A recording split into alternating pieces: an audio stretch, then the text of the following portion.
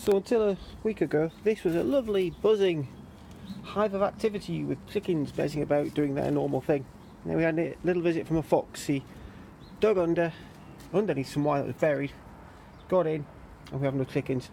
It's very, very sad, but it's given us a chance to take stock and think about what we're going to do with the chicken house and how we're going to restock. Here's the plan. We're going to get 6, maybe 7 new girls in a couple of weeks' time.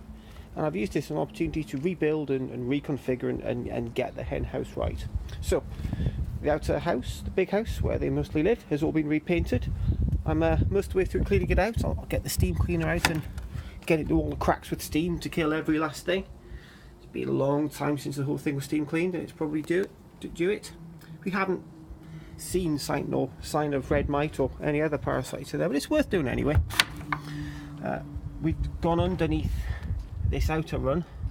Excuse the mess, I've got a few bits to pick up like that little wire, but I've buried down to the clay subsoil with some of that wire there, and I put another layer of it around the gaps at the bottom. Underneath the old house we've got some wire there too,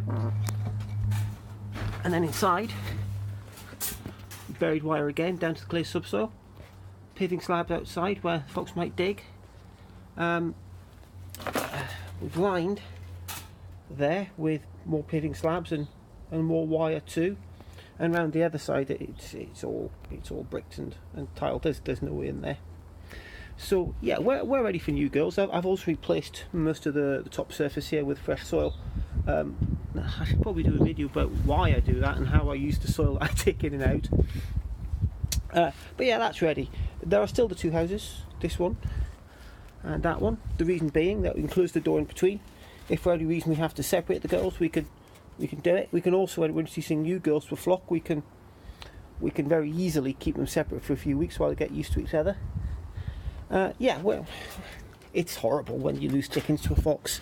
It's so disheartening. You come down in the morning and all you've got is headless chicken corpses. It's a rotten thing to happen. We are trying to catch him. Live trap here. When I found the way he came in out from the neighbour's garden, he climbed up the car bonnet, over her tall fence, into her garden, over our little fence and into us. I had little fox footprints on top of the car bonnet and a few hairs. It smelled like a dog fox rather than a vixen. We're going to try and catch him and relocate him. He shouldn't have cubs to be supporting yet at this time of year. There's no reason to kill a healthy fox.